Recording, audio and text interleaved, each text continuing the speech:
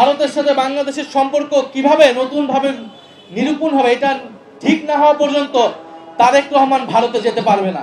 জাতীয় নাগরিক পার্টির আহ্বায়ক ও জাতীয় সংসদের বিরোধী দলীয় চিফ হুইপ নাহিদ ইসলাম বলেছেন, শেখ হাসিনার প্রত্যাবর্তন এবং ভারতের সঙ্গে বাংলাদেশের সম্পর্কের নতুন রূপরেখা নির্ধারণ না হওয়া পর্যন্ত তারেক রহমান ভারতে যেতে পারবেন না। বৃহস্পতিবার সন্ধ্যায় রাজধানীর শাহবাগের শহীদ হাদি চত্বরে ইনকিলাব মঞ্চের দ্বিতীয় প্রতিষ্ঠা বার্ষিকীর অনুষ্ঠানে তিনি কথা বলেন।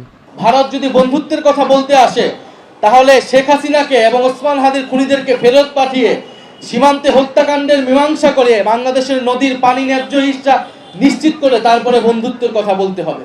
নাহিদ ইসলাম বলেন, 5ই আগস্ট দিল্লিতে আওয়ামী লীগের সংবাদ সম্মেলন নিয়ে তারেক রহমান ও পররাষ্ট্রমন্ত্রীকে স্পষ্ট জবাব দিতে হবে।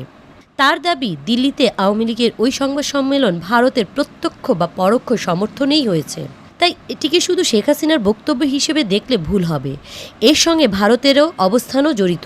আপনি ভারতীয় হাই কমিশনারের কথা শুনলে দেখবেন যে বলতেছে যে সাংবাদিকরা যখন জিজ্ঞেস করছে যে সেই প্রেস কনফারেন্স নিয়ে কোনো কথা হয়েছে কিনা, উনি বলতেছেন যে গণতন্ত্রে ইস্যু থাকবে, আমাদেরকে এগুলো অতিক্রম করে একসাথে কাজ করতে হবে।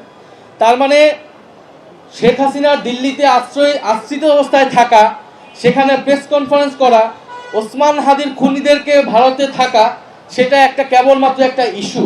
এনসিপির আহ্বায়ক আরও বলেন, শেখ হাসিনা ও ওসমান হাদির হত্যায় জড়িতদের প্রত্যাবর্তন, সীমান্তে হত্যাকাণ্ডের মীমাংসা এবং বাংলাদেশের নদীর পানির ন্যায্য হিস্সা নিশ্চিত করার পরেই ভারতের সঙ্গে বন্ধুত্বপূর্ণ সম্পর্কের কথা বলা উচিত।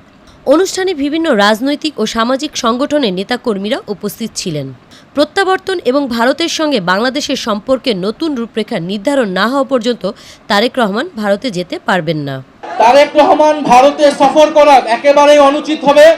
বাংলাদেশের জনগণ এটা কোনোভাবেই মেনে নেবে না। ফলে আমরা আশা করব যে বাংলাদেশের জনগণের প্রতি আস্থা রাখুক। আমরা এই প্রশ্নে সকল দল ঐক্যবদ্ধ থাকব। M1 TV news desk. এদেশের সার্বভৌমত্বের বিরুদ্ধে ভারত সরকার কার্যত অবস্থান নিয়েছে এবং বাংলাদেশের বিরুদ্ধে কার্যত একটা ছায়া যুদ্ধ ঘোষণা করার মতো।